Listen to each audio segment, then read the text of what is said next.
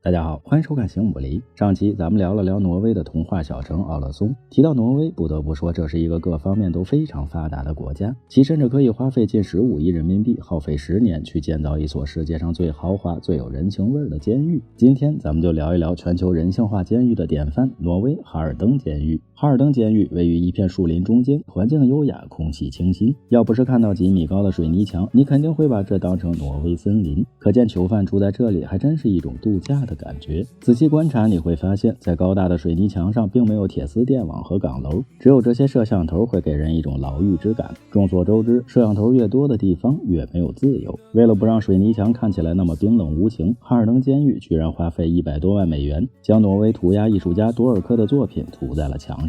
哈尔登监狱被囚犯们称为7星级监狱，这一点更多的体现在其内部的设计、功能以及对待囚犯的管理理念上。上百位世界顶尖的设计师参与设计了监狱内部的每一处细节。牢房就好像酒店的豪华单间，书桌、单人床、电视、冰箱和卫生间等一应俱全。整座哈尔登监狱就如同一个全功能的社区，又好像一个全职业的技校。住在哈尔登监狱里的250名囚犯基本上都是谋杀、强奸、贩毒等重刑犯，但他们平时可以不穿囚服，每天早8晚10自由活动。这里的狱警也从来不配枪。哈尔登监狱特别鼓励囚犯之间开展思想交流会，狱警也会参与其中。很多时候大家都会就某个问题交流的异常投入，通过不同的话题，囚犯们几乎一门心思不会再去想犯罪的事情了。哈尔登监狱对待囚犯更多的是唤醒他们的良知，帮助他们重新掌握回归社会的意识、知识和技能。监狱里每12个牢房拥有一个公共厨房，晚餐都得犯人亲自下厨。如果不会做饭，监狱里还提供美食、营养烹饪等课程可以去研习，就好像很多去美国生活的人都能练就出一手高超的厨艺一样。犯人从哈尔登监狱出来，还没准真能改行当个厨师。看着狱警们与囚犯其乐融融的聚餐，你会不会有种错觉呢？其实挪威一直是对待囚犯最友善的国家。挪威政府希望在尊重人权的同时，可以感化囚犯从宽容中悔改，因为释放总比监禁好。监狱对囚犯也并不以惩罚为目的，而是着重于其良知的恢复和对社会的感恩。所以挪威的监狱以及其他政府机构还会在囚犯释放之前为他们安排好住所、工作以及社会支持体系。拥有500多万人口的挪威目前约有3000名囚犯，而养一名囚犯的平均花费每年差不多要9万美金。现在你知道北欧这个国家到底有多有钱了吧？但即便如此，挪威本地人也根本不想住进监狱。对于他们来说，监狱内外生活品质相差无几，但如果失去自由，谁又会愿意呢？来次旅行长一点姿势，有什么问题请留言，欢迎转发点个赞。最后别忘了下期内容更精彩，我们形影不离。